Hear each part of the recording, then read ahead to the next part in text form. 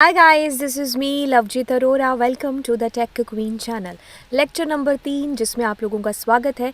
और आज के इस लेक्चर के अंदर हम लोग करने वाले हैं एट्रीब्यूट्स के बारे में। एट्रीब्यूट्स डेटा फ्रेम के अंदर क्रिएशन कर चुके हैं, सीरीज़ कर चुके हैं। एट्रीब्यूट यानी कि 3rd नंबर हमारा लेक्चर है और ये सारे एट्रीब्यूट्स आप लोगों के बेहद इम्पॉर्टेंट है। साथ ही साथ मैं आपको 2 फंक्शन लैन और काउंट फंक्शन ये भी आपको यहाँ पर बताऊँगी। तो चलिए फिर शुरुआत करते हैं आज के इस लेक्चर की। एक डेटा फ्रेम चलिए क्रिएट कर लेते हैं और हमारे पास एक डेटा फ्रेम है भी, है ना। तो एक अच्छा सा डेटा फ्रेम बना लेते हैं, यानी कि ये अपना, ठीक है ना। तो ये हमारे पास में कुछ हमारा डेटा फ्रेम पहले से अभी जो लास्ट लेक्चर के अंदर था, ये डेटा फ्रेम हमारा पड़ा हुआ है। तो अब हम इसके अंदर चलिए सारे के सारे एट्रीब्यूट्स को परफॉर्म कर लेते हैं। तो अगर हम कहते हैं इंडेक्स, तो आप मुझे कहोगे कि मैम ये सारे इंडेक्स यानी कि जो भी आपके पास में आ रहा था इंडेक्स कौन कौन से, जैसे नाम हो गया, एज हो गया और सिटी हो गया, तो ये सारे के सारे इंडेक्स आपको डिस्प्ले होकर के आ रहे हैं। तो इंडेक्स से आपको इंडेक्स पता चल रहा है। आगे वाला हमारा जो है दैट इज़ कॉलम्स। तो कॉलम्स हमारे पास में है, ठीक है। तो कॉलम्स होगा, ये एट्रीब्यूट है इसीलिए इसके आगे पैरामीटर वगैरह कुछ लगता नहीं है। तो सारे के सारे हमें एट्रीब्यूट्स इसने बता दिए। एट्रीब्यूट का मतलब है कि कॉलम इसने हमें बता दिए, ठीक है। लास्ट वाला हम लोग यूज़ करते हैं यहाँ पर एक्सेस, ठीक है। तो एक्सेस में हमारे दोनों एक्सेस यानी कि जो है हमारे कॉलम्स और हमारी रो यानी कि इंडेक्स, वो दोनों के दोनों आपके पास डिस्प्ले हो जाएंगे कुछ इस तरीके से, ठीक है। तो इंडेक्स आपको आ रहा है डिस्प्ले होकर के और हमें यहाँ पर आ रहा है हमारा कॉलम भी, ठीक है। तो अगले वाला हम लोग यहाँ पर देखते हैं which is D types, right. तो डिक्शनरी के अंदर तो डी टाइप और डी टाइप्स दोनों यूज़ कर सकते हैं, बट यहाँ पर हमें डी टाइप्स एस ही लिखना पड़ेगा क्योंकि रोज़ बहुत सारी हैं, बहुत सारे कॉलम्स होते हैं इसके अंदर, है ना। तो देखिए सेल्स का ऑब्जेक्ट है, मार्केटिंग का भी ऑब्जेक्ट है, स्पोर्ट्स का भी ऑब्जेक्ट है। हर एक पर्टिकुलर कॉलम का डेटा टाइप आपको यहाँ पर बता रहा है, ठीक है। तो चलिए अब हम करते हैं नेक्स्ट वाला डी टाइप्स के बाद में वी हैव साइज़।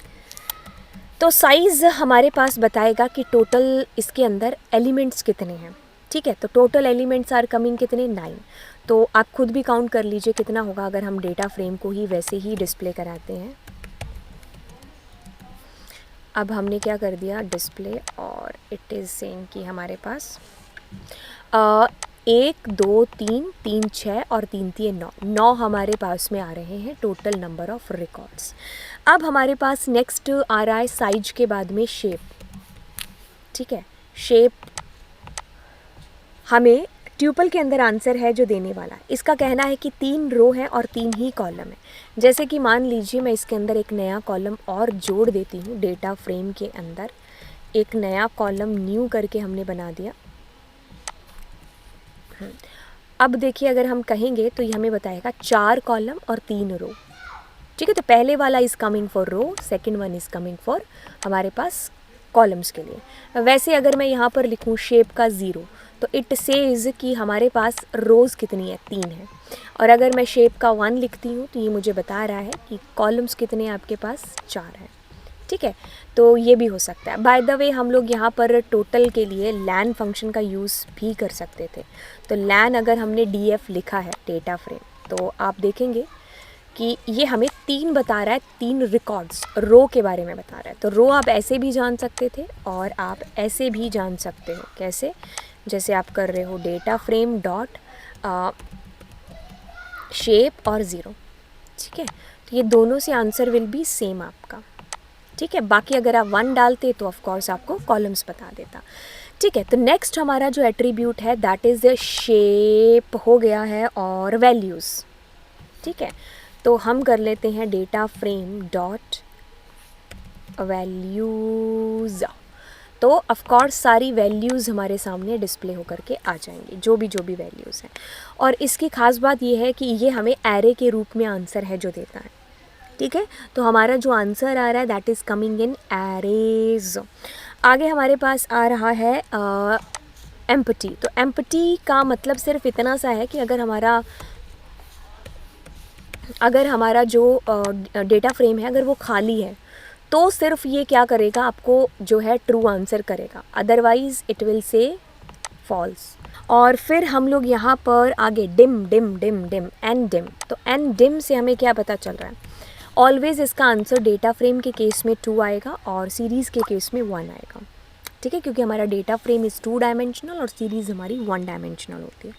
अब हम टी फॉर ट्रांसपोज का यूज़ करते हैं, यानी कि आपके रोज़ बन जाएंगी कॉलम्स और कॉलम्स बन जाएंगे आपके रोज़, ठीक है। तो देखिए ऊपर वाले डेटा फ्रेम में आपके कॉलम्स जो बन रहे थे वो इधर रोज़ के रूप में आ रहे हैं, रोज़ आपकी कॉलम्स के रूप में आ रही हैं। कि चलिए अब मैं आपको काउंट फंक्शन है जो समझा देती हूँ इसी के अंदर। काउंट फंक्शन का क्या मतलब, क्या यूज़ है जो होता है, तो देखिए मैंने यहाँ पर लिखा data frame dot COUNT count.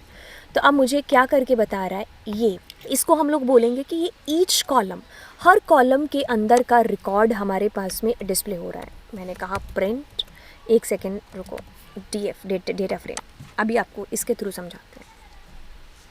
देखिए हो क्या रहा है, आपके पास में ये आपका डेटा फ्रेम है, बिल्कुल मैं अब मैंने यहाँ पर लिखा काउंट, तो पहली चीज़ की नॉन नैन वैल्यूज़ को काउंट करके देगा, पहली चीज़ ये वाली।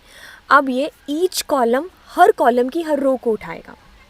जैसे कि आपके पास में सेल्स हैं, कितना डेटा है, 1 2 3, 3 आ गया।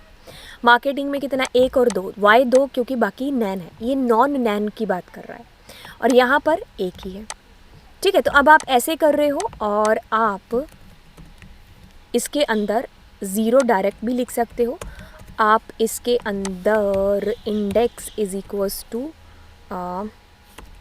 एक्सेस, एक सेकेंड, हाँ एक्सेस, अगर आपने लिखा इंडेक्स और अगर आप लिख रहे हो इसके अंदर एक्सेस क्या 0, ठीक है, तो सबसे आंसर आपका जो है वो सेम ही डिस्प्ले होने वाला है, ठीक है। तो यानी कि पेपर में आपसे किसी भी तरीके से पूछा जा सकता है, तीनों से चारों से आंसर इज कमिंग सेम। ये ईच कॉलम यानी कि हर रो की बात हो रही है। अब मैं अगर इसके सामने अंदर 1 लगाती हूँ, ठीक है, और यहाँ पर मैं कॉलम्स कर देती हूँ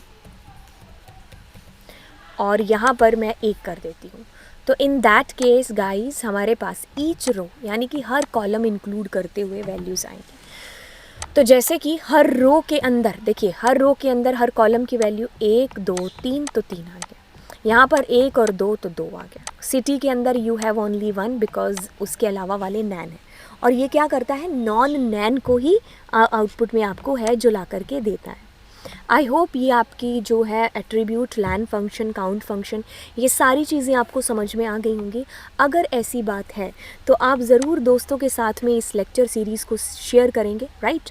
और LA लाइव कोड जिसका यूज़ करते हुए आप अनअकैडमी पर फ्री क्लासेस के अंदर एंट्री है जो पा सकते हो। और अगर आपका मन करता है कि हमें लेना चाहिए अनअकैडमी पर प्लस सब्सक्रिप्शन, तो उसके लिए भी LA लाइव कोड आपकी मदद है जो करेगा, जिसमें आपको पूरे 10% का डिस्काउंट है जो मिल जाएगा।